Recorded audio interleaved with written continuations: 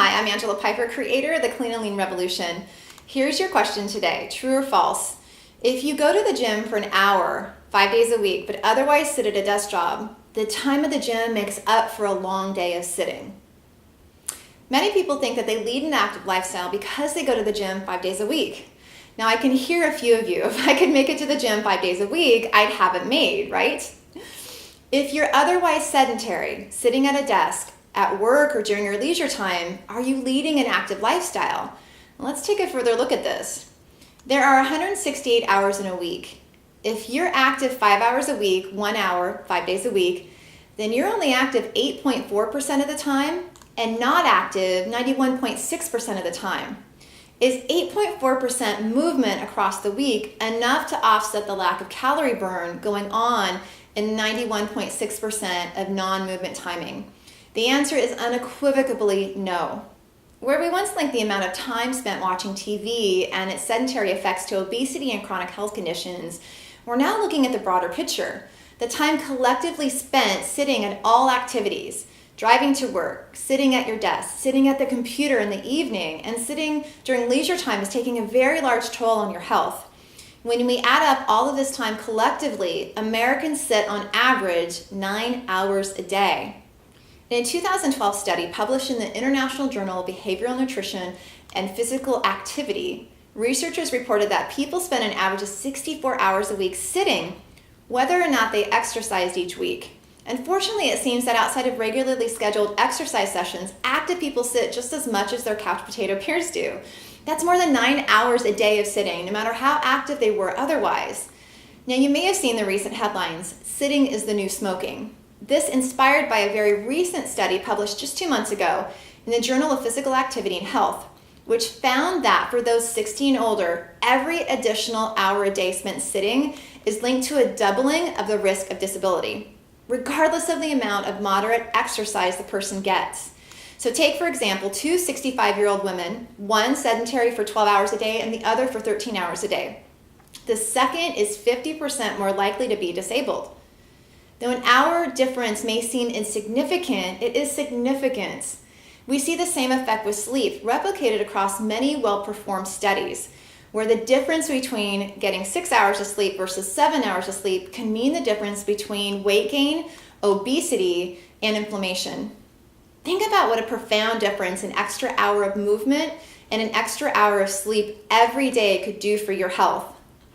Based on a study of more than 220,000 residents in New South Wales, researchers found that the longer you spend sitting down every day, the higher the risk of dying prematurely, even if you engage in regular daily exercise. This point needs to be driven home time and time again. Even if you exercise regularly, if you are otherwise sedentary, you're at risk. So the answer to today's question is false.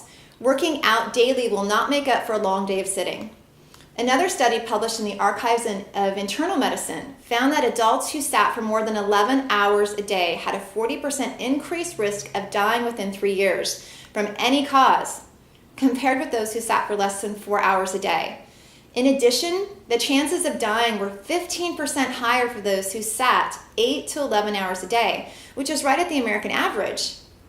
The researchers found that sitting was associated with a higher death risk after controlling for factors including age, gender, smoking status, education, body mass index, as well as living in an urban or city environment, and even physical activity. It doesn't matter how active you're at the gym or if you run nightly. If you otherwise sit at a desk job, you are just as much at risk. This study has been replicated. In a 12-year study, over 17,000 Canadians, researchers found that the more times people spent sitting, the earlier they died, regardless of age, body weight, or how much they exercised. In 2013, a survey of nearly 30,000 women found that those who sat for 9 or more hours a day were more likely to be depressed than those who sat for less than 6, because prolonged sitting reduces circulation and affects hormone production, causing fewer feel-good hormones to reach your brain. Now, okay, I know, we have it. The studies are there. Why does sitting have such a profound effect? Simply put, your body's designed to move. Sitting for an extended period of time causes your body to shut down at the metabolic level. When your muscles, especially certain leg muscles, which are the largest muscles in your body, are immobile, your circulation slows and so does your metabolism. You have a hard time efficiently processing blood sugar and you burn less fat, which increases your risk of heart disease and diabetes. The American Institute of Cancer Research now links prolonged sitting to increase cancer risk in the top 5 cancers. So what can you do about it? Here is your lifestyle action plan. Your first goal is to become aware of your current habits by using a pedometer or a Fitbit to track your steps. Now this one's really important. Do not track your steps while you're working out. The goal is to be active across the day, independent of your scheduled workouts. Set a reminder to get up from your desk every hour for 5 minutes. Walk for 10 minutes or more at lunch.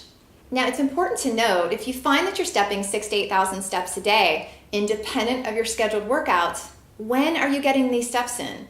Remember that prolonged sitting is the issue. If you're jamming all these steps in during your time off after work, but you're otherwise sitting 8 hours at work, you're still going to be at risk. The goal is to be active across the day.